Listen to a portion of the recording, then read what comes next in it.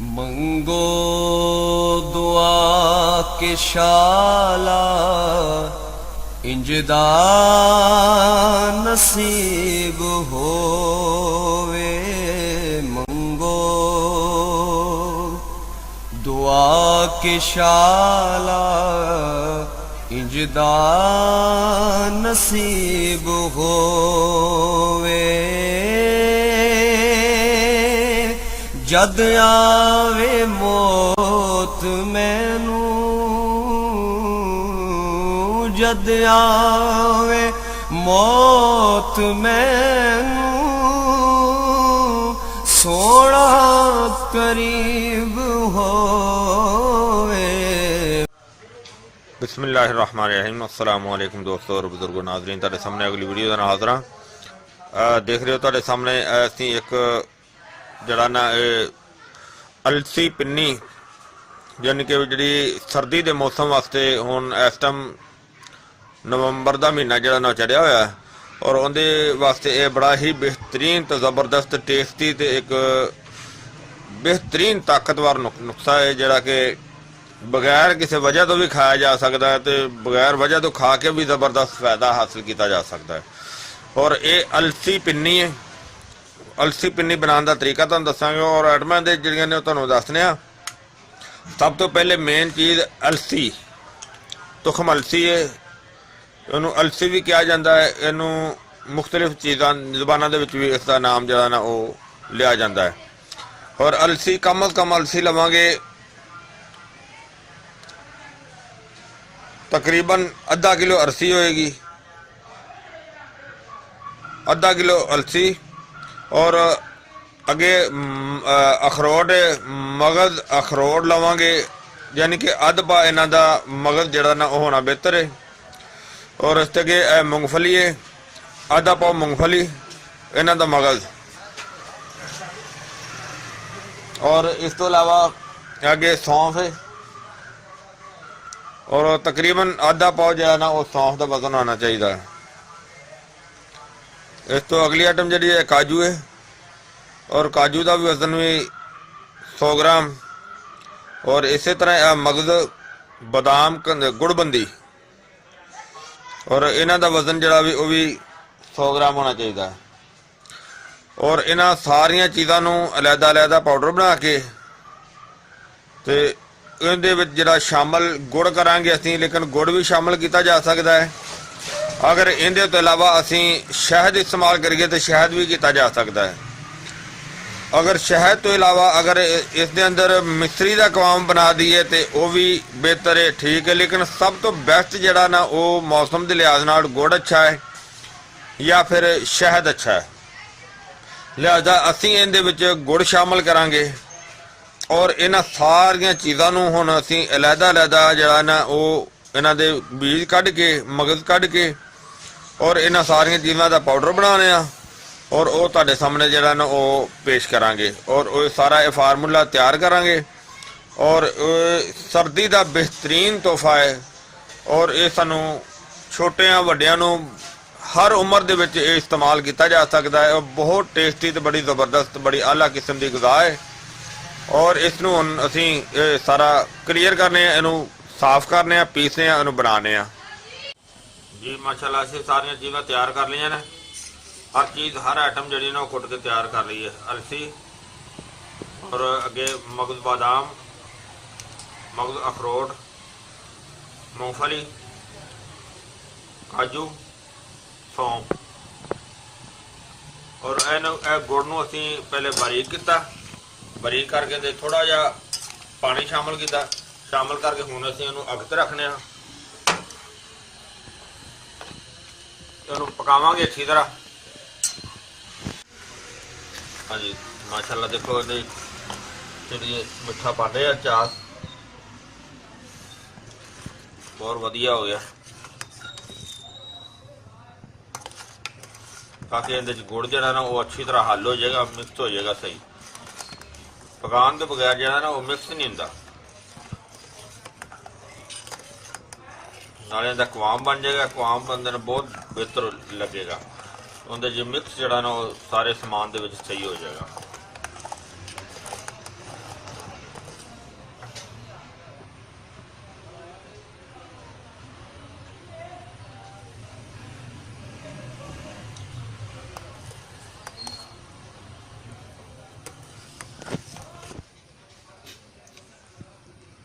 हाँ जी बिल्कुल तकरीबन जड़ा ना बिल्कुल तैयार हो गया।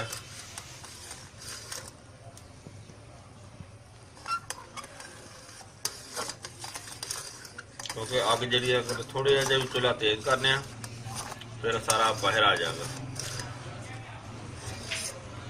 लिहाजा बहुत जबरदस्त बन गया और इनू हम असी उतार दें।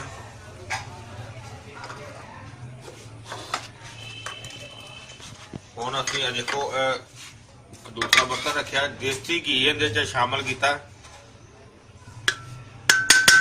देसी घी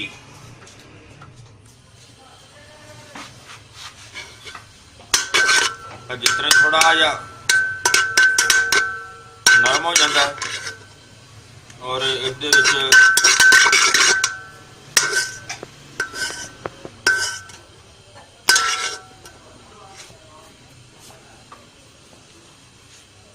और जो अलसी पाउडर सब तो पहले ये शामिल करने।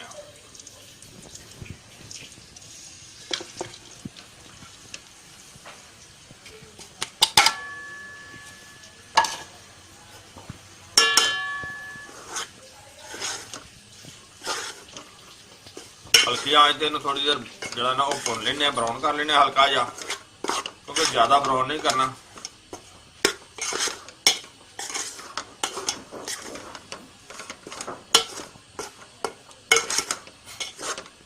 ये अलसी पिंडी बड़ी टेस्टी तो बड़ी मज़ेदार बनती।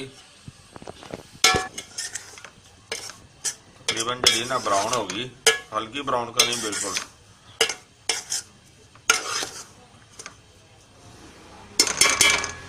और इहदे विच हुण असीं जिहड़ा गुड़ की चास बनाई थी वो इहदे विच पा दिन्ने। बिस्मिल्लाह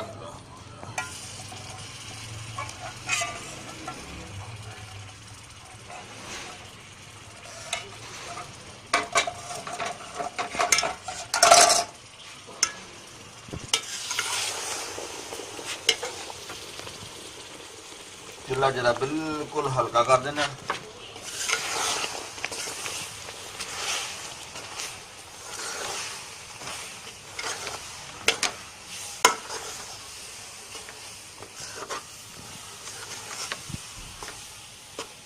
और इनके नाल ही हुण साडा बाकी दी आइटमां जिहड़ियां ने शामिल कर देने। मगज अखरोट, काजू, मूंगफली, मगज बादाम, सौंफ,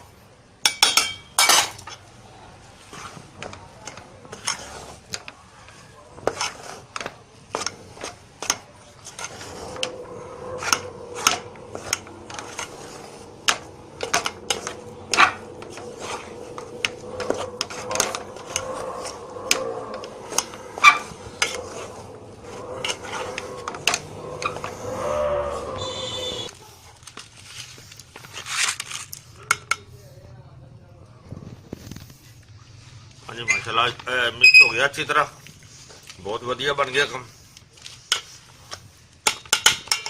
बिस्मिल्लाह रहमान जो जी अलसी के पिन्ने जो ना वो तैयार हो गए ना इस तरह ही। बिस्मिल्लाह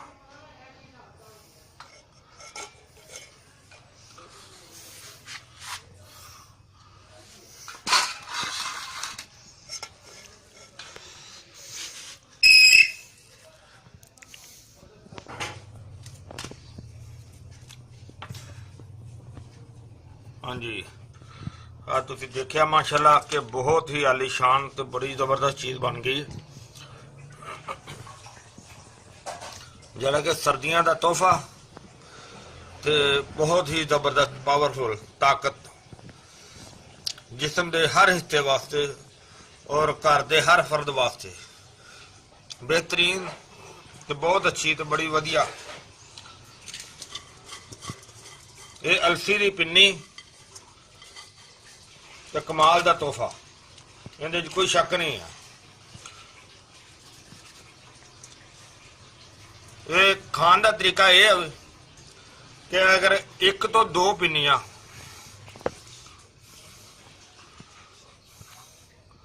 1 ਤੋਂ 2 ਪਿੰਨੀਆਂ ਜਿਹੜੀਆਂ ਨੇ ਉਹ ਖਾ ਕੇ ਤੇ ਇਸ ਤੋਂ ਬਾਅਦ 1 गिलास ਦੁੱਧ ਦਾ ਇਸਤੇਮਾਲ ਕੀਤਾ ਜਾਏ। ਇਹ ਬਹੁਤ ਹੀ ਜ਼ਬਰਦਸਤ ਜਿਹੜੀ ਨਾ ਉਹ ਅੱਛੀ ਚੀਜ਼ ਹੈ ਔਰ ਬਿਹਤਰ ਹੈ ਕਿ ਇਹਨੂੰ ਰਾਤ ਸੌਣ ਵੇਲੇ ਖਾਇਆ ਜਾਏ ਤਾਂ ਜ਼ਿਆਦਾ ਅੱਛਾ ਹੈ। ਮੈਨੂੰ ਉਮੀਦ ਹੈ ਕਿ ਮੇਰੇ ਦੋਸਤਾਂ ਭਰਾਵਾਂ ਨੂੰ ਸਾਰਿਆਂ ਨੂੰ ਵੀਡੀਓ ਅੱਛੀ ਲੱਗੀ ਹੋਵੇਗੀ।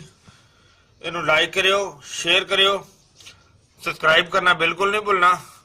इंशाल्लाह अगली वीडियो ना फिर मिलांगे। इजाजत, अल्लाह हाफिज, अस्सलाम वालेकुम रहमतुल्लाहि व बरकातुहू। गए बतेरे सरकार नु कमांगे, गम हो गए बतेरे सरकार नु कमांगे, दरदा दरदा दरदा ने पा